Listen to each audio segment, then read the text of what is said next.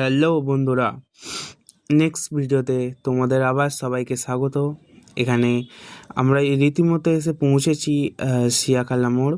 তো সিগন্যাল পড়েছিল বলে তাই আমাদেরকে একটু দাঁড়াতে হয়েছিল। চলো, সিগন্যাল খুলে যাওয়ার পর আমরা রাস্তাটাকে চটপট পার করে নিই। পার করে নেওয়ার পরেই রাস্তাটা পার করে নেওয়ার পরেই ঢুকছি আমরা সিয়াখালা বাজার।